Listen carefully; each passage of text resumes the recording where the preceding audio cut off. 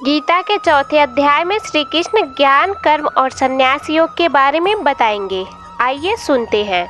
भगवद गीता का अध्याय 4, ज्ञान, कर्म और संन्यास योग। श्री कृष्ण कौन थे दोस्तों? कृष्ण एक योगी थे। सृष्टि के आदि और अंत, बिगिनिंग और एंड, सब कुछ वो जानते थे। वो हर समय मौजूद थे और वो हमेशा ही मौजूद भी रहेंगे।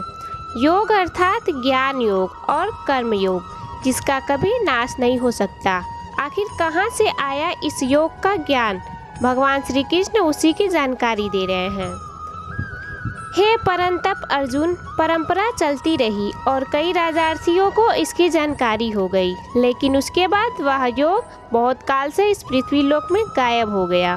ज्ञान कहीं न कहीं से आता है और उसके बाद वो धीरे धीरे फैलना शुरू होता है।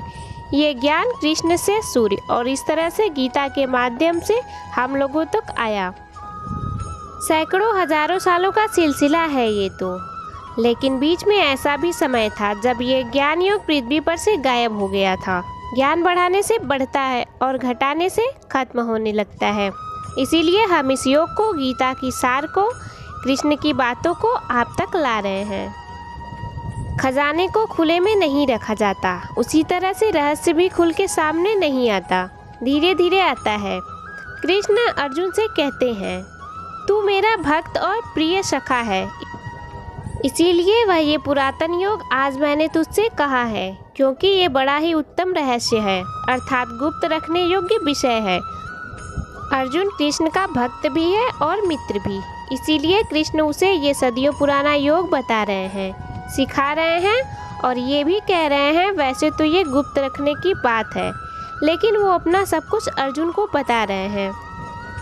यहाँ पर गुप्त रखने से मतलब है कि इतने बड़े ज्ञान का सम्मान हो, इससे सामान्य विद्या न समझा जाए। अर्जुन एकदम हमारे जैसा ही मानव है।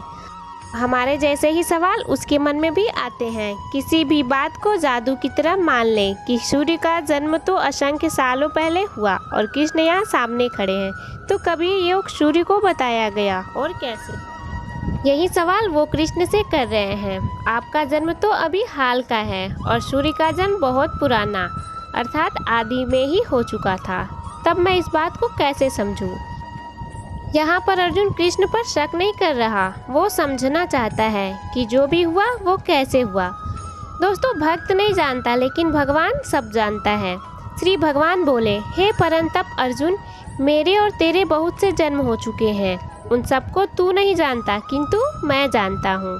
यही कृष्ण कह रहे हैं कि अर्जुन उनको साधारण जन्म लेने वाला, हमारे जैसे शरीर वाला ना समझे। दोस्तों, ये बात हमारे लिए भी आवश्यक है कि कृष्ण को हम कैसे और क्या समझें। कृष्ण अपने रूप, अपने अस्तित्व को समझाते हुए कह रहे हैं, मैं अजन्मा हूँ, यानी मेरा कभी जन्म नहीं हुआ। मैं अविनाशी हूँ, अर्थात मेरा कभी नाश नहीं हो सकता। मैं समस्त प्राणियों का ईश्वर होते हुए भी अपनी प्रकृति को अधीन करके अपनी योग माया से प्रकट होता हूँ। जिसका जन्म होता है उसकी मृत्यु निश्चित है। तो जिसे अर्जुन देख रहा था वो क्या था? क्योंकि वो तो कभी जन्मे ही नहीं। वो थी कृष्ण की योग माया। अपनी माया से कृष्ण ने खुद को ही प्रकट किया था। मनुष्यों में वो मनुष्य जैसे आए थे ताकि हम सबके बीच हमारे जैसे जीवन जी सके।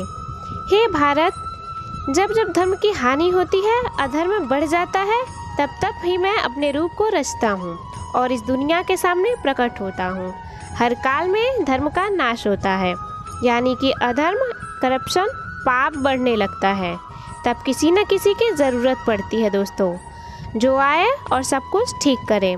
जब जब धर्म खतरे में आता है, तब तब कृष्ण अपना एक रूप रचते हैं और हमारे बीच में प्रस्तुत होते हैं, प्रकट होते हैं, और इसी प्रकट होने को ही अवतार कहते हैं। हर युग में आपको एक अवतार की कहानी मिलेगी जो धर्म की स्थापना के लिए धरती पर जन्म लेता है। धर्म को फिर से स्थापित करने के लिए हर युग में कृष्ण अवतार लेते हैं। लेकिन क्या ये धर्म की स्थापना? कृष्ण कहते हैं, साधु पुरुषों का उद्धार करने के लिए, पाप कर्म करने वालों का विनाश करने के लिए और धर्म की अच्छी तरह से स्थापना करने के लिए मैं युग युग में प्रकट हुआ करता हूँ। साधु का उद्धार यानी भला और पापियों को खत्म करना ही धर्म की रक्षा करना है। आपको आपको लगता होगा दोस्तों कि आज की इस दुनिया में बिना बेईमानी के जीना संभव ही नहीं, क्योंकि हर कोई तो पाप करने पर उतारू है। सच्चाई की राह छोड़ के गलत काम करना ही अधर्म है और कृष्ण अधर्म को खत्म करते हैं। कृष्ण कहते हैं कि उनका जन्म अलौकिक है, यानी इस लोक का नहीं है। जैसे हम सब का जन्म होता है वैसे कृष्ण का जन्म नहीं होता। जो ये बात समझ लेता है वो शरीर को त्याग कर फिर जन्म को प्राप्त नहीं होता, बल्कि वो सीधे कृष्ण को ही प्राप्त होता है। मनुष्य के जन्म का एक तरीका है, हम वो ही समझ सकते हैं, लेकिन कृष्ण उनका जन्म दिव्य और अलौकिक होता है, डिवाइन और इस दुनिया से अलग। इसीलिए उनके अस्तित्व को आसानी से समझा नहीं जाता। लेकिन जो भी कोई इस बात को समझ जाता है वो भी जन्म और मृत्यु के चक्कर से निकल सीधा कृष्ण को ही प्राप्त होता है। ज्ञान की बात है तो आसानी से कैसे समझ में आएगी दोस्तों, और अगर समझ में आ गई तो फिर किसी ज्ञान की ज़रूरत ही नहीं रहेगी।